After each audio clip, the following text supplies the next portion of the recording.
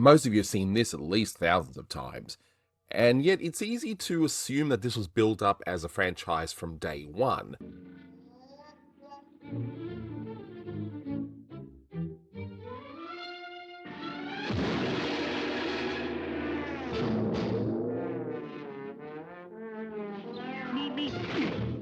When you look at the Roadrunner and Wile E. Coyote, it just feels like Warner Brothers always planned for this to run forever, but when you look at the actual timeline, things do get a little bit messy. So first short, released 1949. Then nothing from these two characters for 2 years and 8 months.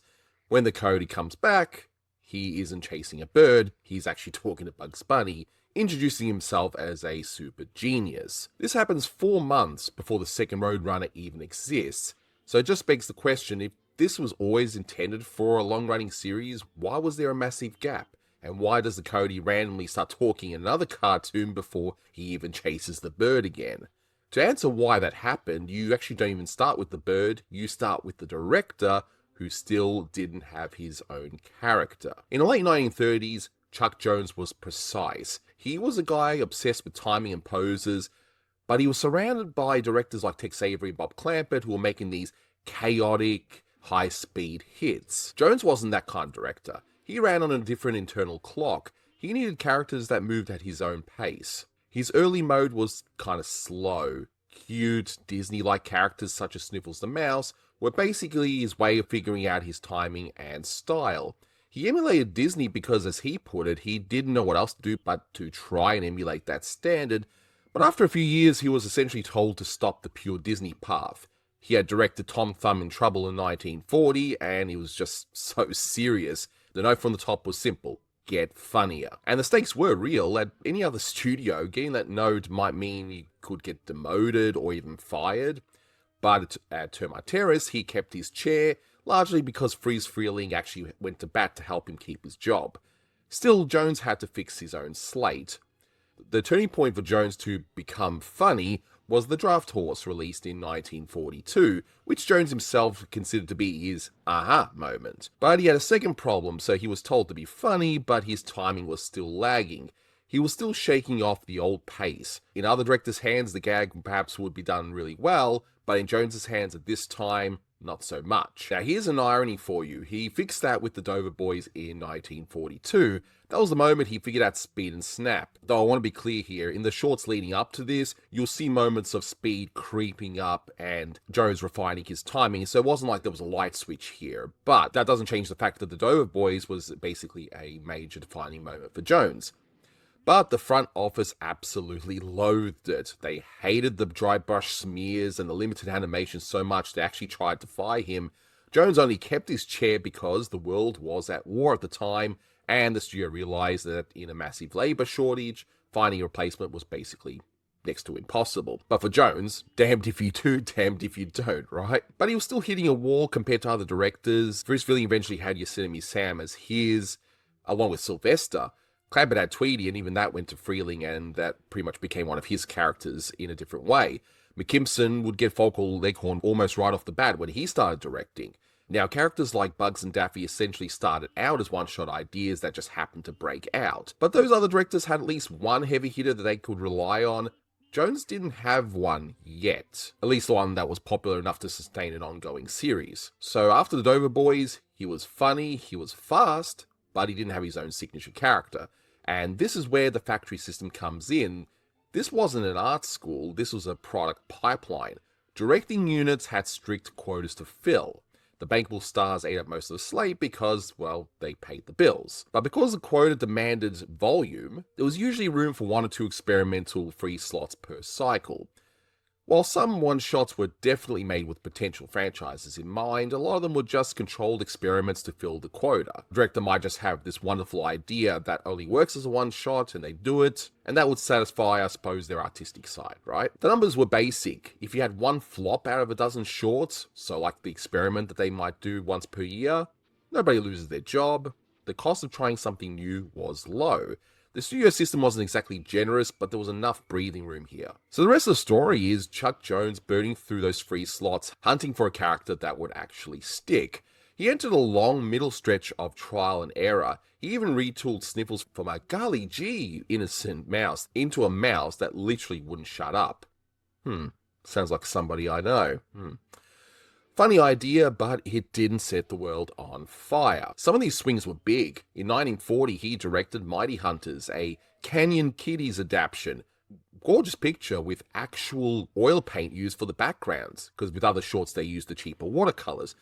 But the oil paint was expensive, and this is what Disney were using starting in Pinocchio and the shorts released around this time. But the reception to this short was lukewarm, and this intended franchise, well, the plug just got pulled pretty fast. Then you got characters such as the Two Curious Puppies. You had Hubie and Birdie. You had Conrad the Cat in 1942, which was an awkward bridge character for Jones when he's trying to get out of his slower Disney phase, and this character lasted exactly 3 shorts before hopefully taken out back and shot or something. Apologies to those who actually do like Conrad. You had Quentin Quayle, you had the Eager Beaver in 1946, Straight to the Graveyard, or In the Slums of Toontown if you happen to believe Roger Rabbit is canon.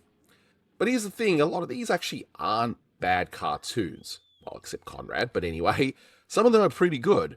Charlie Dog is fantastic if you watch those shorts. The Hubie and Birdie entries have some of the darkest humor of any Warner Brothers shorts. The craft is often there.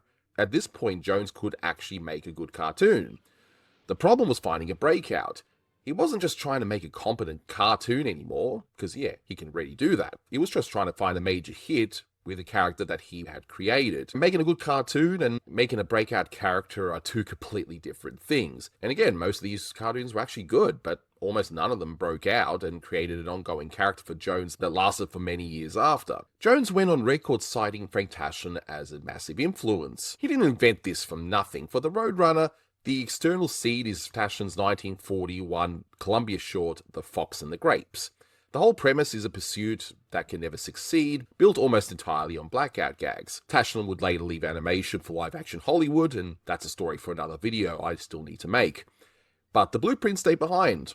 Even Pepe Le Pew sits on the Tashlin Foundation. Tashlin's 1944 short, I Got Plenty of Mutton, featured a disguise gag and a relentless, unwanted amorous pursuit. A year later, Jones takes that and puts it on a so-called French skunk. And I say so-called because I'll get back to that in a moment. But Jones absorbed the template, and the internal seed is his own 1946 short, Fair and Wormer. The chain chase hierarchy is already in play. Here, though, it's done to the extreme. So you have a worm chased by a crow, who's chased by a cat, who's chased by a dog, who is chased by a dog catcher. Funny idea for a one-off, but that's definitely way too many characters to sustain a series. By the time a free slot opens in the late 1940s, Jones has the structure and the pacing in his head. He just needed the characters. Pepe Le Pew debuted in 1945's Adorable Kitty, and even he needs a soft reboot to continue on.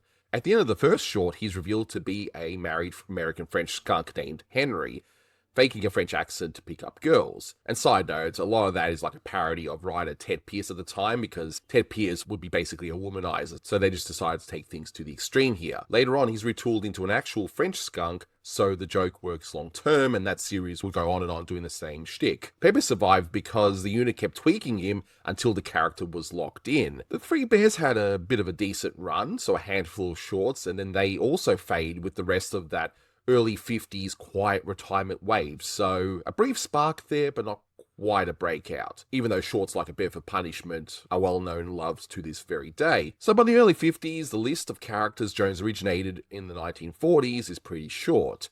The only one that meaningfully continues is Pepe Le Pew. Everyone else is quietly gone or going. His peers already had their hits. Pepe helps, but the hunt isn't over.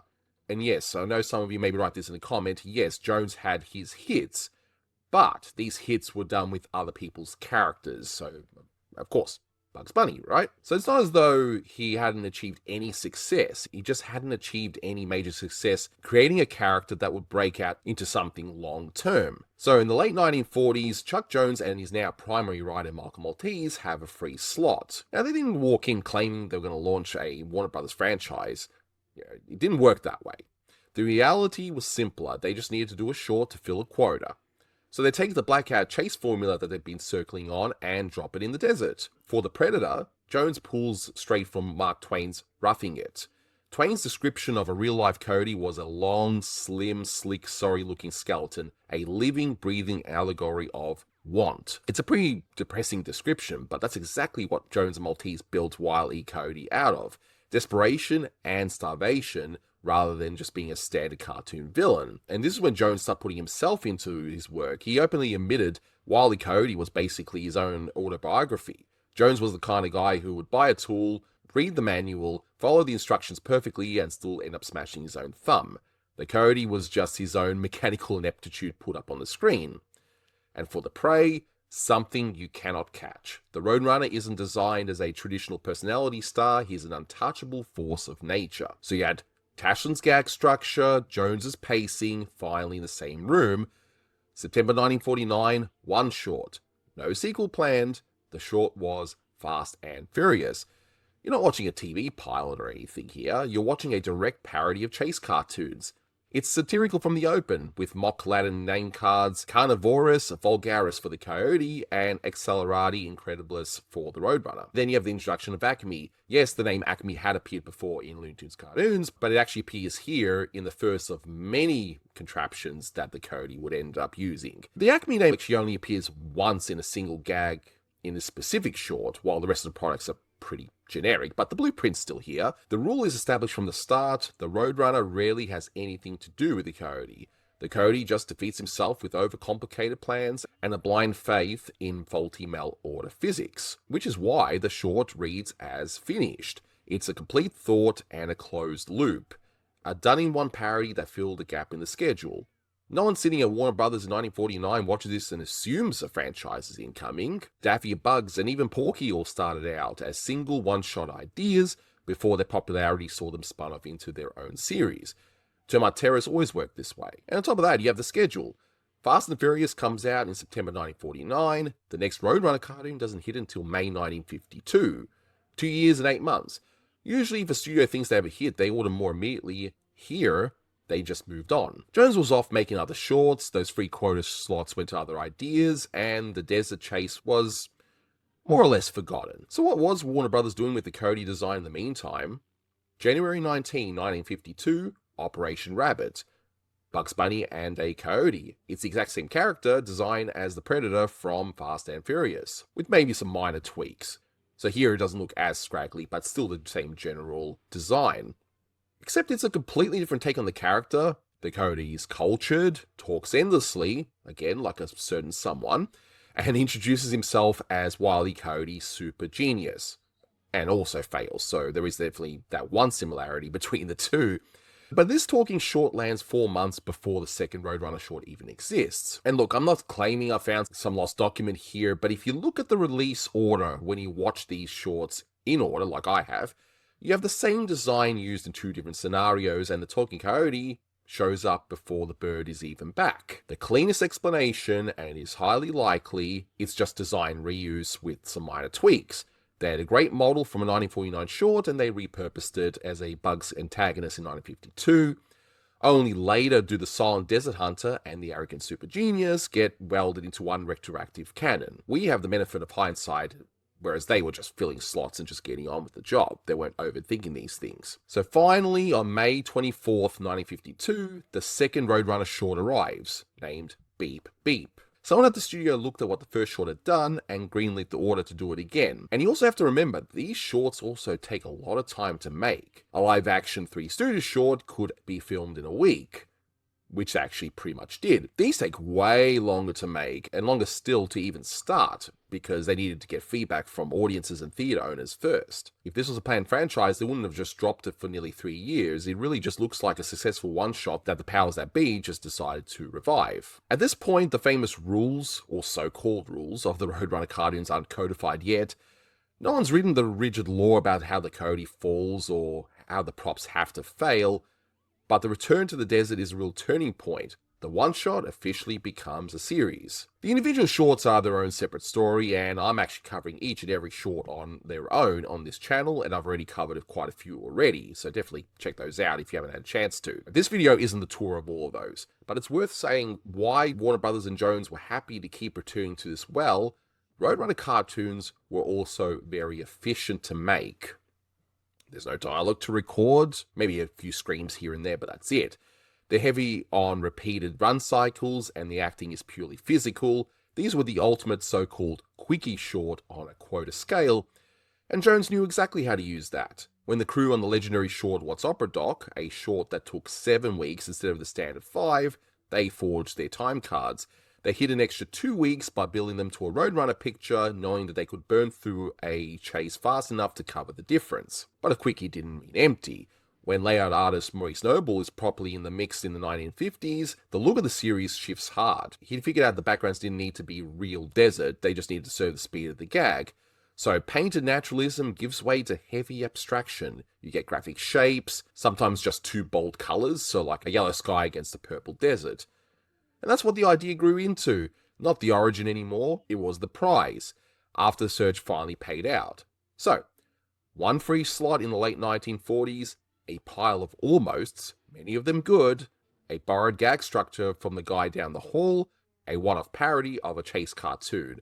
Nobody was building a forever franchise, and nobody was thinking about a global IP event. Cut to today, and the same desert chase is sitting under a Warner Brothers feature with Coyote vs. Acme. But back then, they weren't thinking about any of that. They were just filling a slot. Meep, meep. Meep, meep.